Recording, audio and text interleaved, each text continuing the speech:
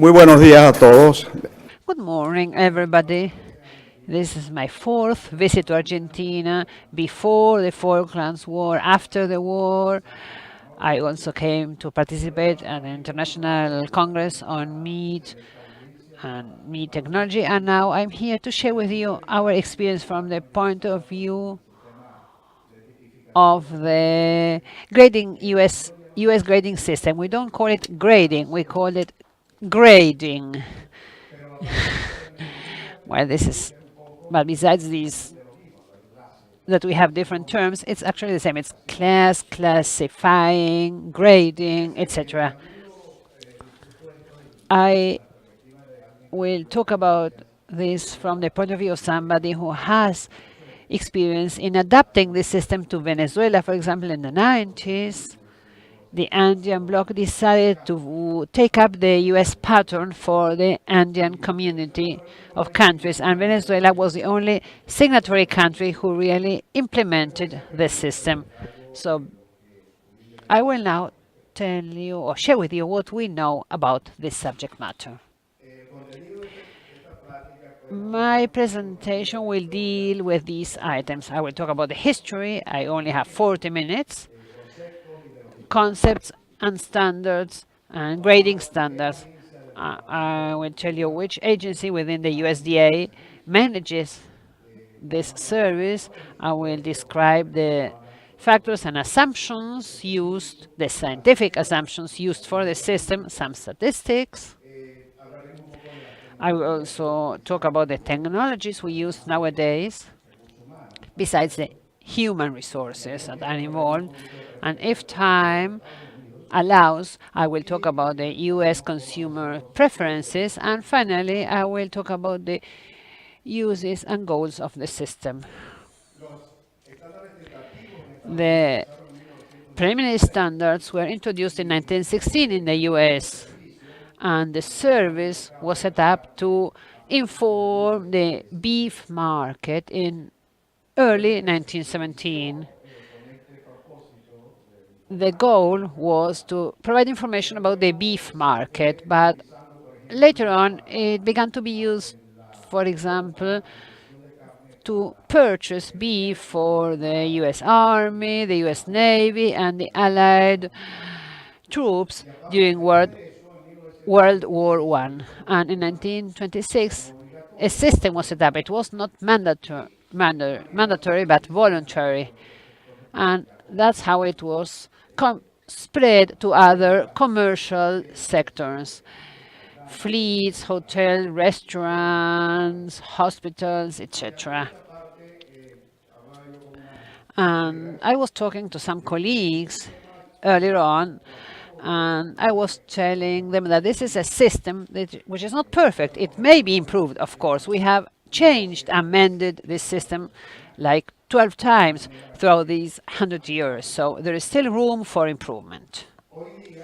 Nowadays, we have a grading system similar to classification system, which is similar to the one you have, where we define the sexual characteristics of the cattle, whether it's young, old, steer, heifers, using the same system. And after that, we grade. So we do the grading, considering that heterogeneous mass of supply of carcasses, we divide them into homogeneous groups. We also have gradings for young bulls that go to the fattening areas, bulls and heifers on the hook, and also bovine cattle to be slaughtered. And this is what I learned, what I know from the Argentine system, which, if I'm not wrong, was accepted or authorized last week. The agency that manages the system is the Agriculture Marketing Services, which is a marketing arm of the USDA. It's a voluntary system nowadays, and as it is voluntary, it has to be paid for. It's not like the ante-mortem and post-mortem inspections, which are mandatory and are paid for by taxpayers. In this case, the slaughterhouses have to pay the graders by the hour, an hourly rate, and this is really success because the whole meat packing industry in the US uses this grading system. The grading is done after the classification. When we talk about classification, we do it on the hook, considering the secondary sexual feature, whether it's a penis, whether the fat is hard or soft, whether it's an udder, etc. So here we do a classification, but not all classes are eligible for grading. At the top quality, prime quality, cows may not be included. Young bulls have a different kind of grading, which is different from the one used for young bulls and heifers.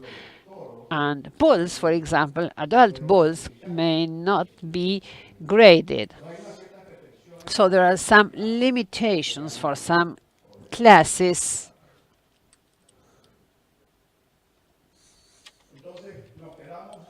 So I'm going to talk about the grading, which is a dual system.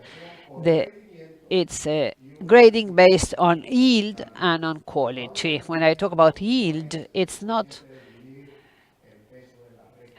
dividing the weight of the warm carcass by something. It's yield of clean cats, deboned of the main wholesale cats,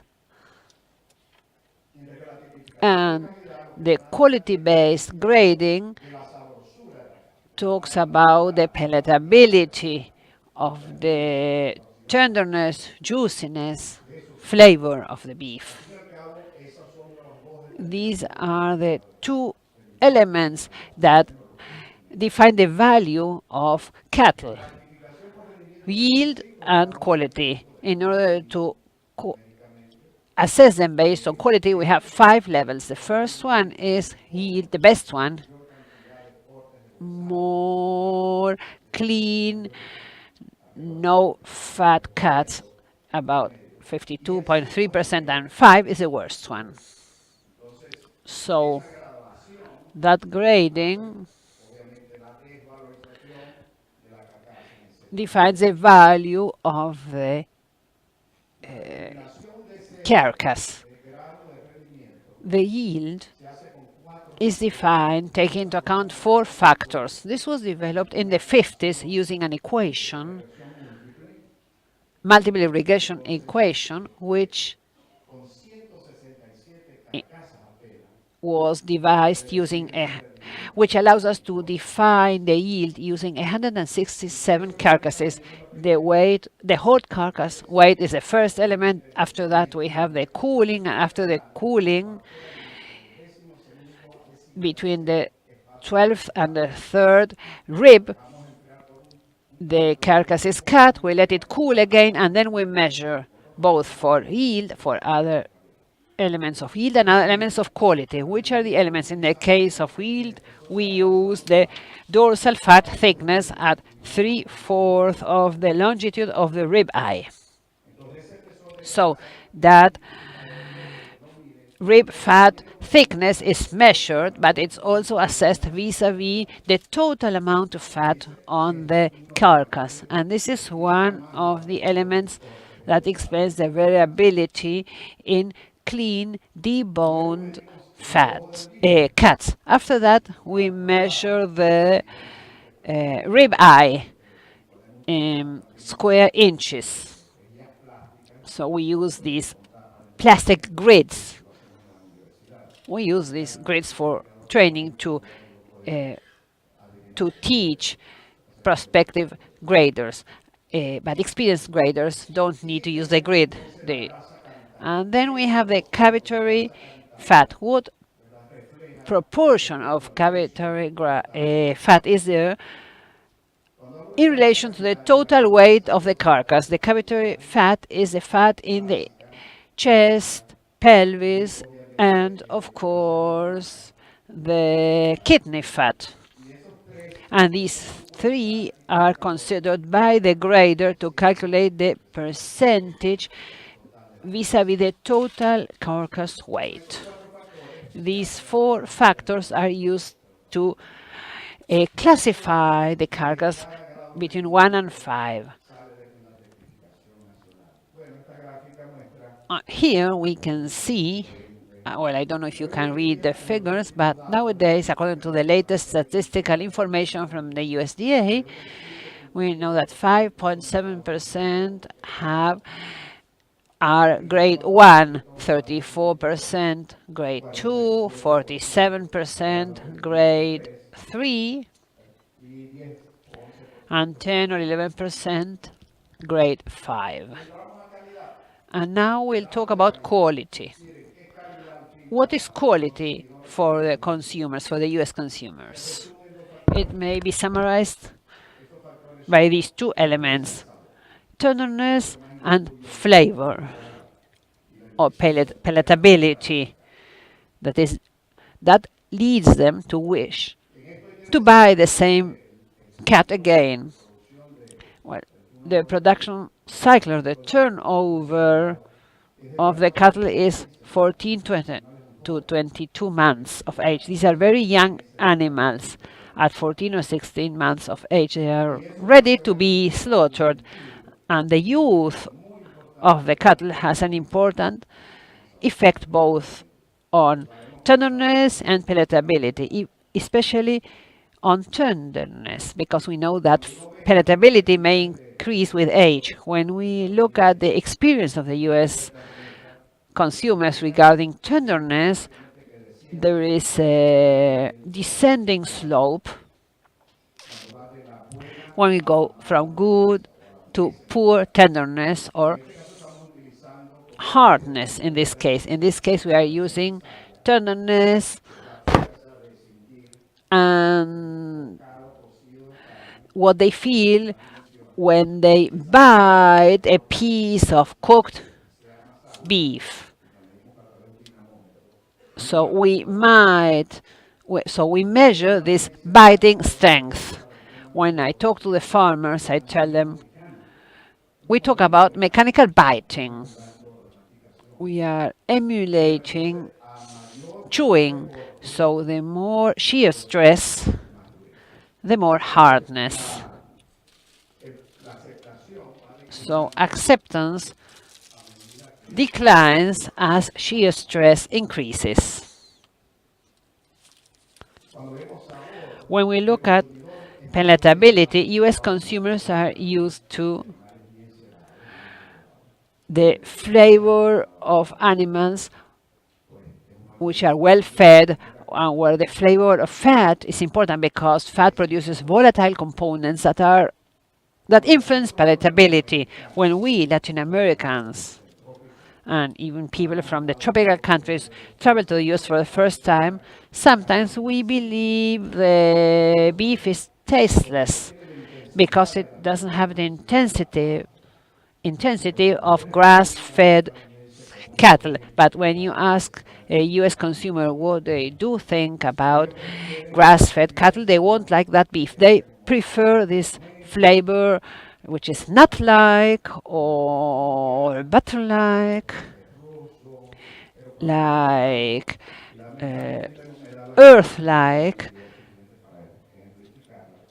But when we leave that set of flavors they prefer, when we talk about grass-fed cattle, even when the beef was produced in the US, they don't like those cats. They say the flavor is like grassy, and it's weird because they are not familiar with those flavors, so they don't like that beef. Having said this, I will talk about the quality grade matrix used by the USDA. At the top, you may see what we call maturity or physiological age, which goes from A to E. A and B is young cattle. CDNE is refers to animals which are older.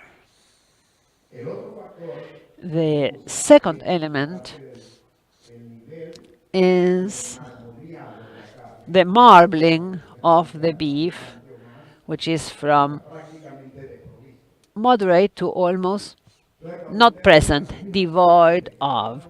When we take into account the maturation with the marbling, we get this matrix, and we have 8 groups here, which are prime, choice, select, standard, commercial, utility, and cutter. So there are 8 grades, 8 quality grades available that come out of the grading system in the US. But let me tell you this. In the US, we only classify 3 qualities. The top 3 ones, prime, choice, and select. When we are at the standard level, well, few slaughterhouses are willing to pay a grader to get the standard stamp because it's not very valuable when it comes to selling the beef. However, everybody wants to get choice type or choice grade. If it's prime, well, even better. And if it's select, we'll try and find a way of placing it in the market, in a market which likes select beef with less marbling. So we have physiological maturity, A and B, and marbling grades or rates to define prime, choice, standard, select, beef, and maybe some slaughterhouses will accept standard, but I would say this again, graders charge by the hour. And they charge quite a bit, and the USDA collects their money, so the slaughterhouses are not going to be willing to pay for the grading of a carcass of standard commercial utility or cutter quality. The maturity factor is defined based on physiological age, based on the ossification grade of the skeleton. This refers to the intercartilaginous ossification in the backbone. There is an ossification of the sacral vertebra, the lumbar one, the thoracic ones, vertebrae, and this ossification grade of the vertebra especially defines the youth of the animal. If an animal has cartilaginous bottoms in the thoracic vertebra, this tells us how young the animal is. When these cartilaginous bottoms are totally ossified, well, we know the animal is older.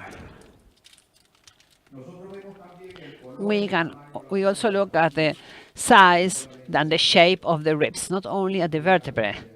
The ribs also tell us about the age of the animal. And we take this into account together with muscle maturity. We look at the color, texture, consistency of the beef, of the eye, of the ribeye. If the texture is not, it's very rough, it's an old animal. If it's a smooth texture, it's a young animal. If the color is dark and strong, it's an older animal. If the color is redder, bright red, well, this tells us it's a young animal. Firmness. If the beef is fluffy, or we don't like it.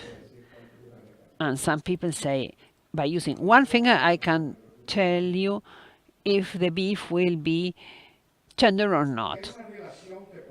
And there is a ratio which we may create using physiological and chronological age. Maturity A is animals that are 9 to 30 years to 30 months old.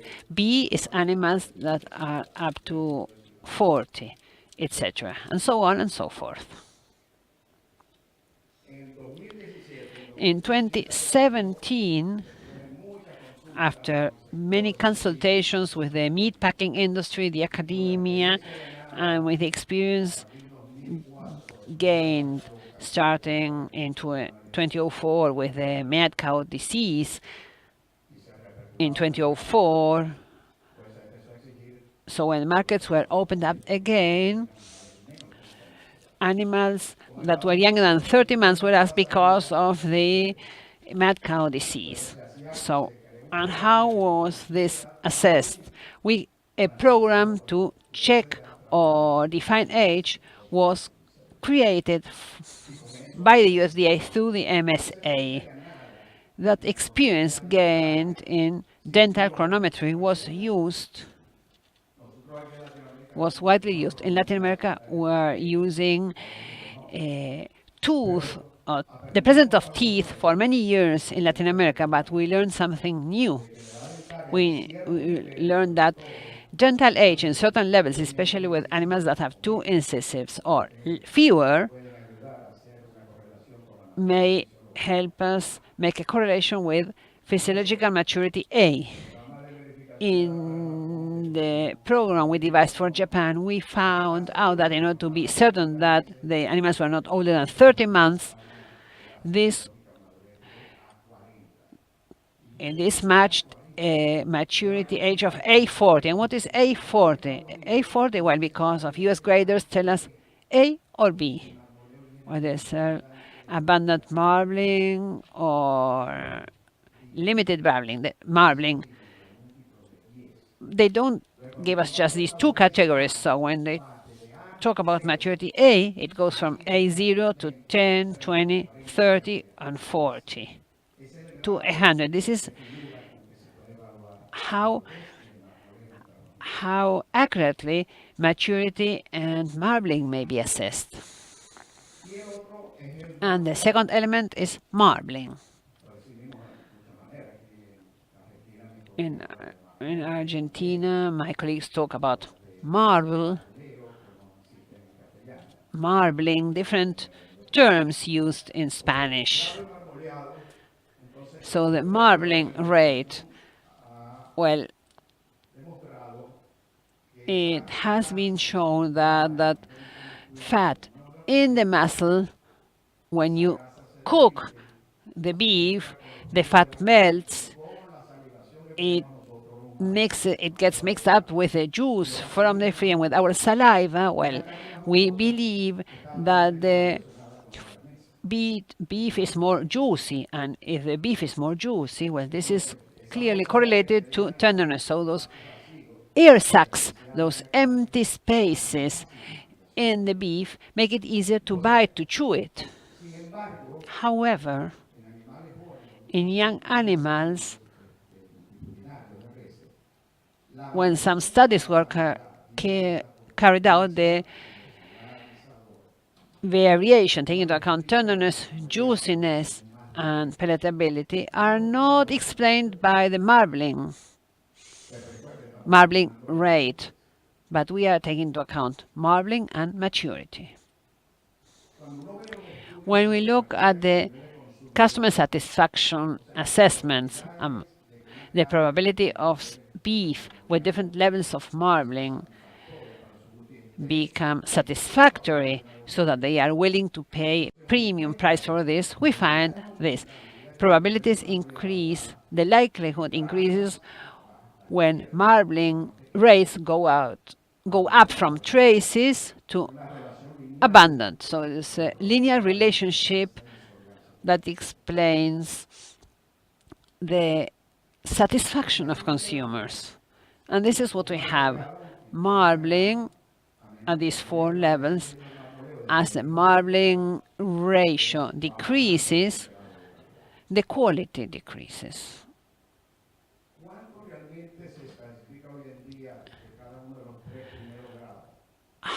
what do we grade nowadays in each of the grades? Prime 77.5%, 71.4% for choice grade, and 18% for select. When we get to this marbling, to this limited marbling, just traces of marbling or devoid of marbling cats, we have to say what I have said earlier on. Why should we grade these carcasses if saying that it's a commercial or standard quality doesn't add any value to the beef? Though these factors define quality and they are subjective somehow, they are turned into objective elements through intense training. Graders in the US are an elite. When the young people members that are members of the rural associations in US, they start doing grading. When they get to university, at the agriculture and cattle breeding schools, they take special courses on grading. Last week, there was a competition held, the inter-university contest, and all universities in the state that are working in the beef area participate to get the main prize. Last year, or this year, it was awarded to the Oklahoma State University. So the graders are very familiar with their work, with the process. And those young people, some of them are going to become graders for the USDA. So they have a very good background. Besides, they will have been training for 4 years, 2 years with an experienced grader. They will be supervised using a 1:9 ratio, one supervisor or leader for 9 graders. So it's it's intense training. Nevertheless, correlations among groups are done on a monthly, bi-monthly, or annual basis, and statistical analysis are carried out to define the kind of work the graders do, how much they stray from the standard, from the mean. But nowadays, anyway, we're using instruments for the grading. In this case, video cameras that show many of the yield factors and quality factors.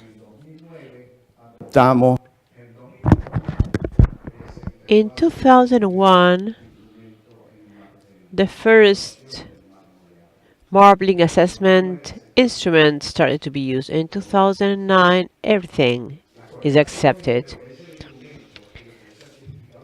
The relationship between what the device says and what the grader says is quite close. If there is major deviation, if the packer is not happy with what the grader did, we said, okay, let's take a look at it, but the graders are the one who make the final decision, because instruments do not see everything that human beings see.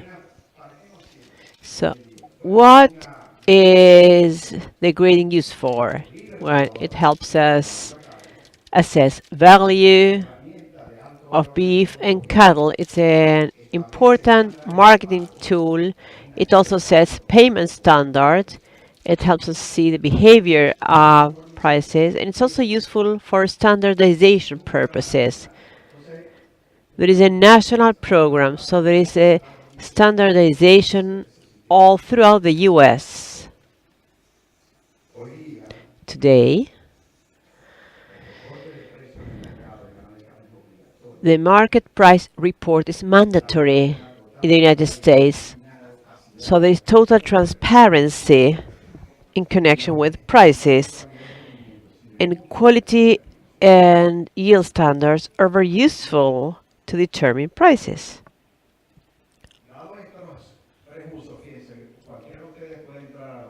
Any of you can visit the DOA website and see the current prices of different types of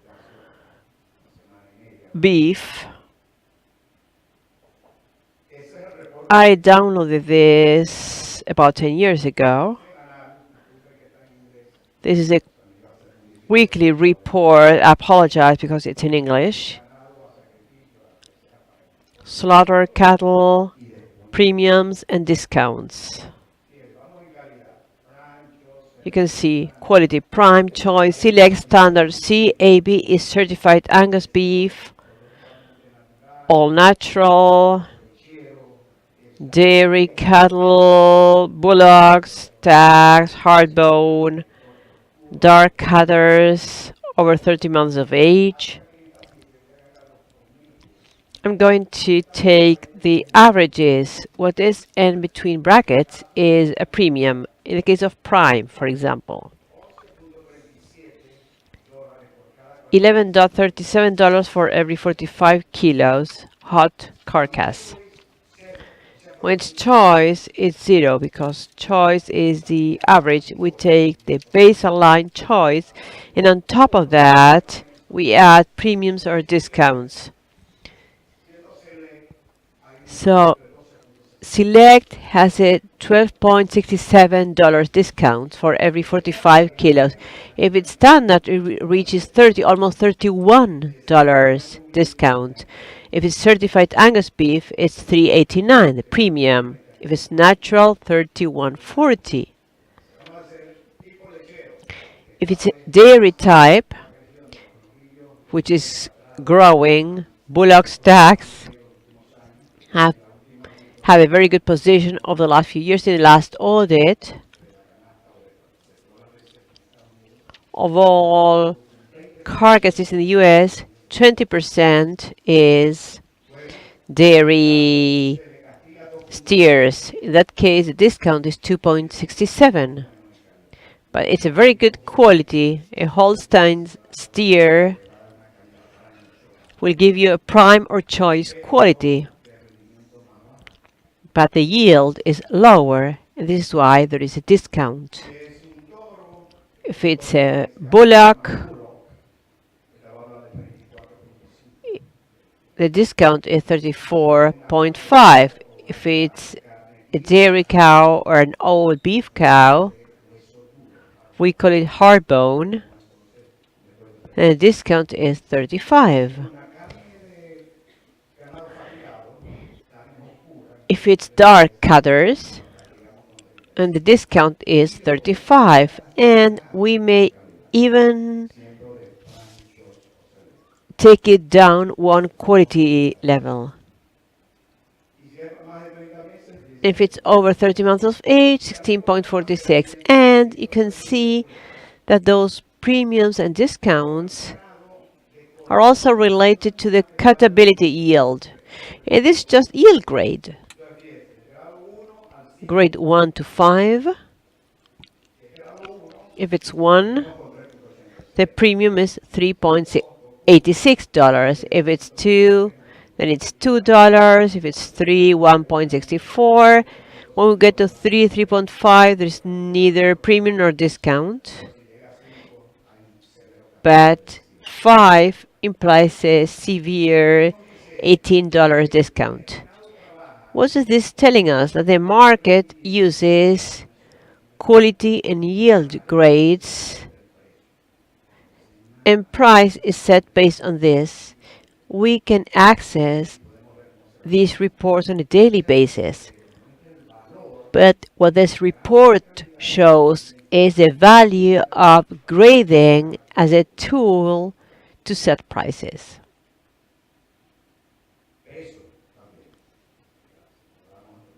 Weight. In the US, we have an issue with weight. Our cattle is quite heavy.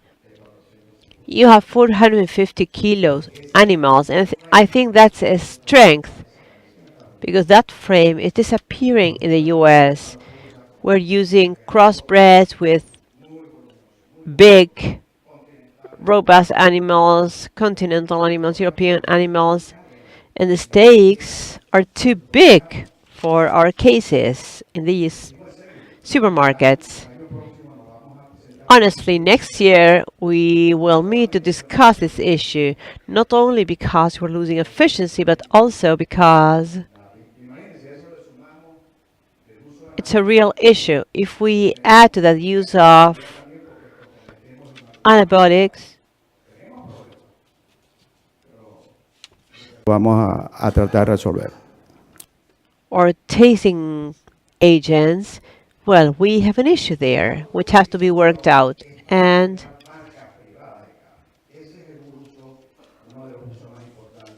where the grading system also helps you to create private brands. There are over 143 private labels.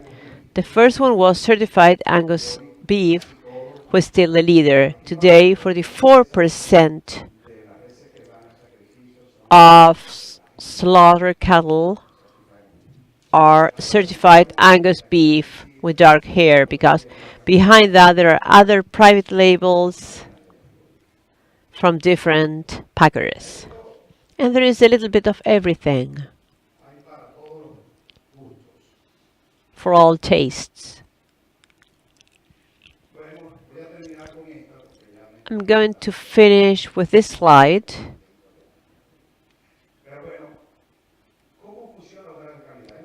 How do grading levels work? Let's say I have this cut. Prime tiene una barra, lo mismo que Choice, Select, estándar con You can see the different levels. And if you're talking about sirloin, we have this level, center line is 5, and you can see that prime moves towards the left to the higher palatability values, while standard, you can see this huge range. It goes further to the right with the lower quality values.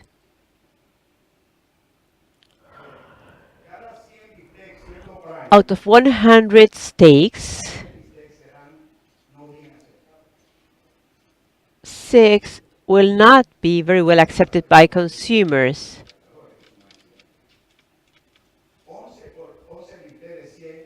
11 out of 100 steaks will not be well accepted as choice. 23.4 out of the 100 select steaks will not be satisfactory. And the standard goes up to 59%. This is how the system works. So what's the purpose? To identify value differences, to identify consumer preferences, because our system works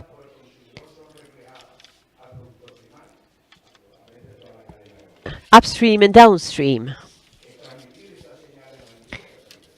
The system helps us transmit these signals to the industry. It also supports marketing activities within and outside the US. Everyone recognizes the choice label in Japan, Korea, and in other countries you're very familiar with.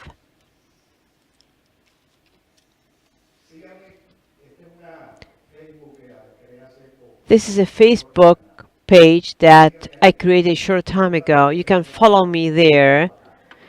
I try to defend beef there because we are under attack. And this is the end of my presentation. Thank you very much for your attention.